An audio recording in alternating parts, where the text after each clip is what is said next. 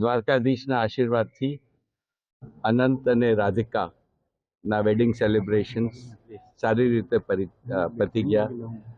બધાનો સહયોગ રહ્યો અને મારે પર્ટિક્યુલરલી જામનગરવાસીઓને ખાસ થેન્ક યુ કહેવાનું, કારણ કે એમના સહયોગ વિના જામનગર હવે ઇન્ટરનેશનલ મેપ ઉપર આવી ગયું છે અને આ દ્વારકાધીશના આશીર્વાદ વગર થાય નહીં.